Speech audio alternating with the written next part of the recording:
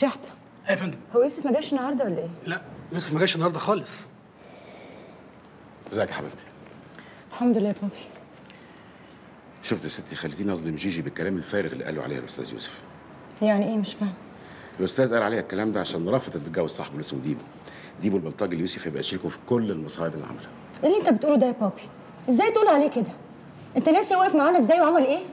انا كمان ما كنتش مصدق زيك، بس الاستاذ محبوس دلوقتي في القسم على ذمه قضيه ربنا وحده اللي يعلم فيها ايه. ايه؟ محبوس ازاي؟ محبوس ايه اللي حصل؟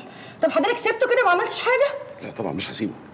هو ممكن يبقى فيه كل العبر، بس انا مش هنسى وقفته معانا. انا بعت له محامي على الاسم. يعني ايه بابي بعت له محامي؟ حضرتك ما رحتش ليه؟ ولا كلام جيجي اثر فيك؟ ايه اللي دخل بس جيجي في الموضوع ده دلوقتي؟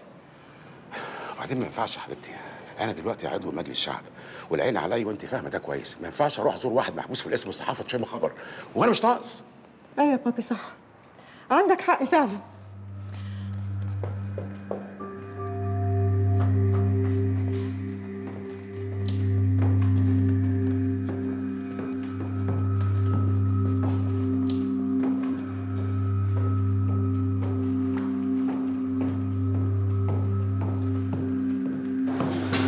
أنا مش فاهمة هو في إيه؟ مفيش حاجه، ما تقلقيش. اتفضل يا استاذ الكشوف. مفيش حاجه مفيش حاجه. اتفضل.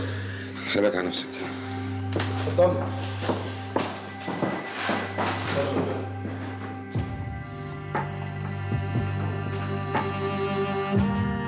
ازيك يا دياب؟ اقعد واقف ليه؟ هو سعادتك؟ ايوه، اتقابلنا قبل كده في سلوفينيا. الرائد سامي مراد، جهاز الامن القومي.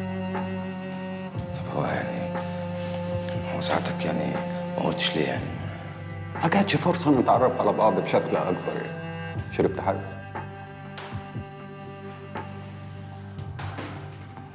انا شربت حاجات كتير يا فندم.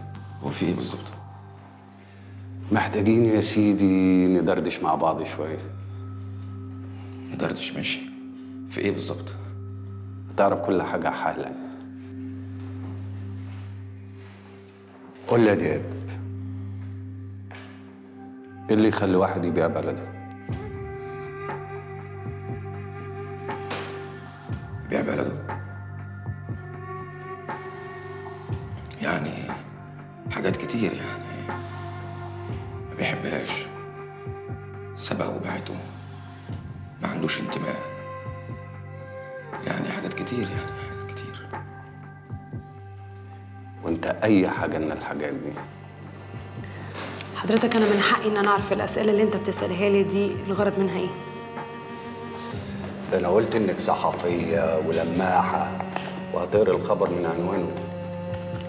أيوه بس حضرتك بتتكلم عن تعامل وكالات أنباء وجهات أجنبية، أنا بس عايزة أعرف هو ده هيوصلنا لإيه؟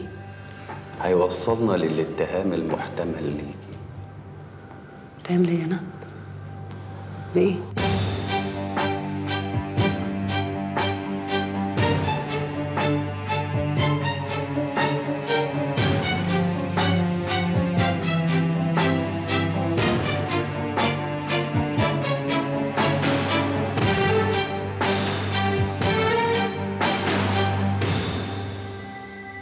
عدنان ده انا ما اعرفوش ولا عمري حتى شفته قبل كده. في واحد عرفني عليه، حصل اتفاق ما بيننا وشاركته بكل الفلوس اللي كانت معايا. وهل ده كلام منطقي يتصدق؟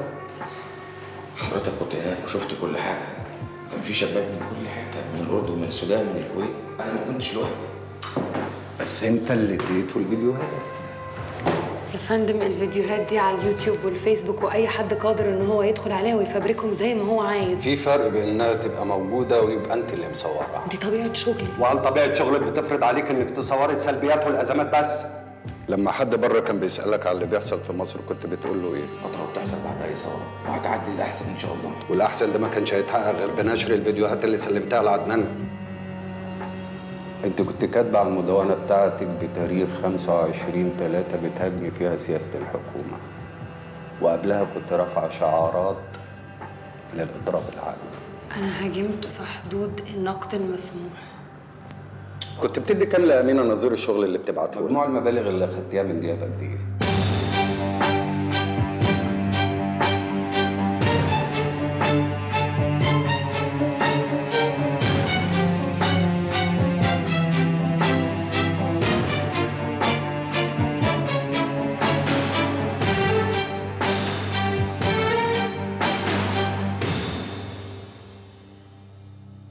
مش ديبو اللي اتصل بيا وكان المفروض يجي معاك؟ فعلا يا باشا، بس امه تعبت فراح وديها المستشفى. ليه؟ سلامتها خير؟ لا خير ان شاء الله. دلوقتي يوسف الحكومه مسكته واحنا بننفذ العمليه اللي سعادتك امرتنا بيها، وكنا محتاجين نخرجه. مين اللي محتاجين يخرجوه؟ يعني كلنا سعادتك، انا ودياب واهله. انتوا كلكم ولا حاجه. يوسف نفسه ولا حاجه. سعادتك ده راجل من رجالتك. رجالتي بأمارة ايه؟ انتوا مش خلاص عملتوا فيها رجاله وتفوتوا في الحديد؟ خلاص هو يخلص نفسه. ما ينفعش سعادتك برضه. كان في فار صح الصبح في الغابه وقال لنفسه انا اسد. بص في المرايه وقال انا اسد مش فار. لم الناموس والهاموش والبراغيث التافهين اللي زيه وصرخ فيهم وقال لهم انا اسد مش فار. البراغيث نطت والهاموش جري فزع. قال لك اذا كان كل دول صدقوا ان انا اسد مش فار، انا هروح لملك الغابه للاسد نفسه واقول له انا اسد زيك.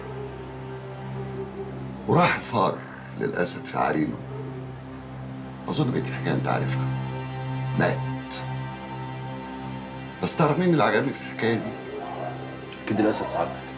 لا الفار، عشان صدق نفسه وكمل الحكايه للاخر. كان فار شجاع.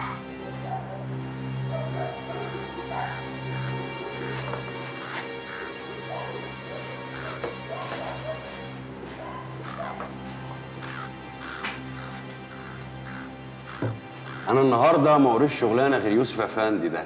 ناس داخله وناس خارجه ومحاميين وايه. واضح ان حبايبه كتير قوي. فعلا يا فندم، هو محبوب قوي من كل الناس. امال هو فين؟ يوسف. تعالى يا يوسف، انا هسيبكم 5 دقايق مع بعض كده وارجع لكم تاني.